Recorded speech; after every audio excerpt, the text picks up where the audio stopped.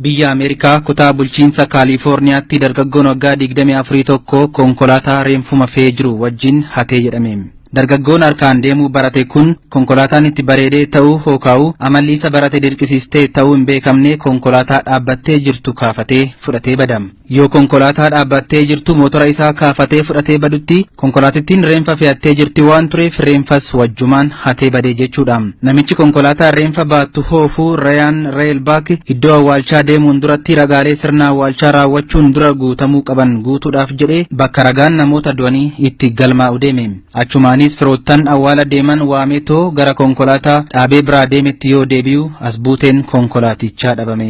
Yeroo konkolaataa dhaabee deemettis furtuu konkolaatichaa keessatti dagatee waan tureef dargaggoon waggaa 24 Boobii Jooy Waashingtan carraa konkolaatitti fudhatee baduu argate. Kanaan boodas Raayaan Reelbaak fi namoota awwaala deemuuf dhufanitti dubbiin bitaacha'ee maali reenfumatu ka'ee awwaala dheeffaaf konkolaataa fudhatee bade moo raajii maaltu uumame jedhanii wal gaggaafachuutti ka'an. Otuma kanaan jiranii Jooy Waashingtan dargaggoon konkolaataa reenfa wajjin hate kun iddoodhuma dura konkolaaticha hatetti deebisee konkolaataa kana dhaabe. Dargaggoon kunis sila dura itti yaadeetuma konkolaataa tana hateeti amma konkolaatittii fidee deebisuun duuba konkolaatichaa irratti reenfa arginaani jedha qindeessaan sirna awwaalchaa fi konkolaachisaan Rayaan Reelbaak yoo himu. Reenfi bade kan argames yeroo awwaalchi karoorfameerra sa'aatii tokko qofaa tureetiin. Rayaan Reelbaak waan akkanaa yaadetu dhagaheetu hin beeku jechuun Los Angeles Times itti hime. Maaliif taanaan konkolaataa reenfa wajjin hate erga deebisee immoo konkolaatuma dhaabbatichaa kan biraa achuma kaafatee baduu isaati.